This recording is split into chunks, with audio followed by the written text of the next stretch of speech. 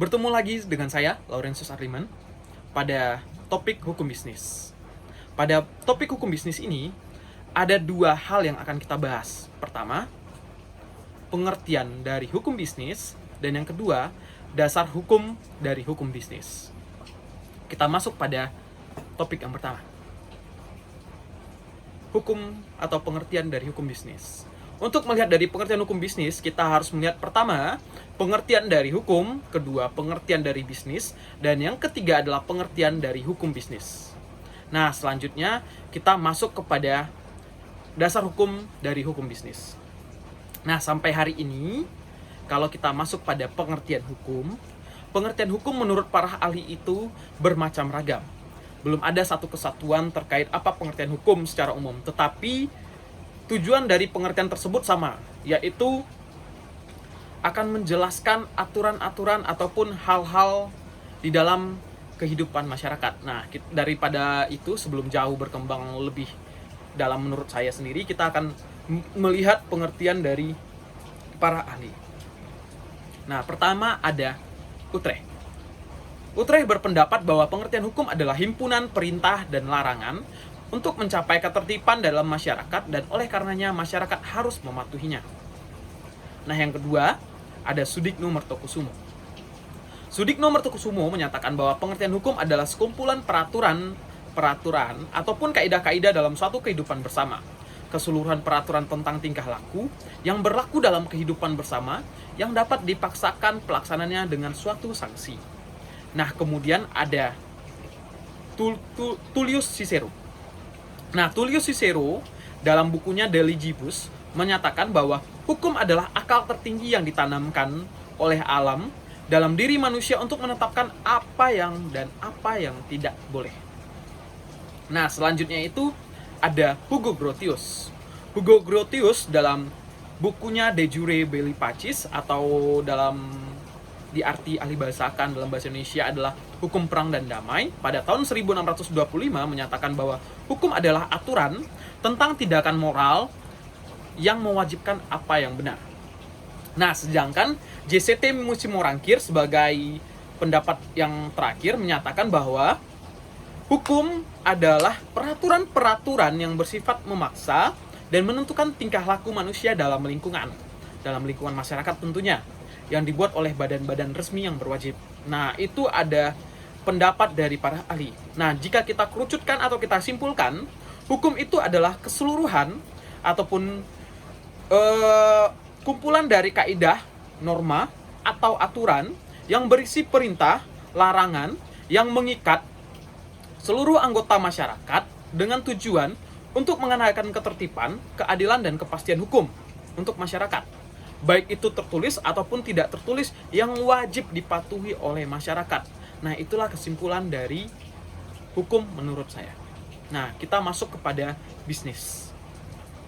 Nah, pengertian bisnis, setidaknya ada beberapa ahli yang saya kutip. Pertama, Hughes dan Kapor menyatakan bahwa bisnis adalah suatu kegiatan individu yang terorganisasi untuk menghasilkan dan menjual barang dan jasa guna mendapatkan keuntungan dalam memenuhi kebutuhan masyarakat. Nah, kemudian kedua, ada Brown dan Pretelo.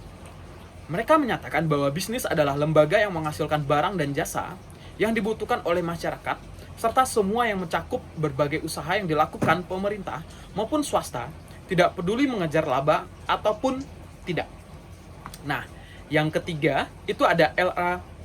Dixie, yang menyatakan bahwa suatu bentuk aktivitas yang utamanya bertujuan untuk memperoleh keuntungan bagi masyarakat yang mengusahakan atau berkepentingan dalam terjadinya aktivitas tersebut. Nah, kalau kita lihat dari Kamus Besar Bahasa Indonesia, memberikan pengertian bisnis adalah usaha dagang, usaha komersial di dalam dunia perdagangan. Nah, berdasarkan pengertian di atas, bisnis merupakan kegiatan perdagangan, namun meliputi pula unsur-unsur yang lebih luas, yaitu pekerjaan, profesi, penghasilan, mata pencarian, dan keuntungan. Dari definisi tersebut, dapat disimpulkan bahwa bisnis, satu, merupakan suatu kegiatan yang rutin dilakukan karena dikatakan sebagai suatu pekerjaan, mata pencarian, bahkan suatu profesi. Yang kedua, merupakan aktivitas dalam perdagangan. Yang ketiga, dilakukan dalam rangka memperoleh keuntungan. Yang keempat, dilakukan baik oleh perorangan maupun perusahaan. Nah, itulah penjelasan atas bisnis. Nah, kita masuk dari definisi hukum bisnis.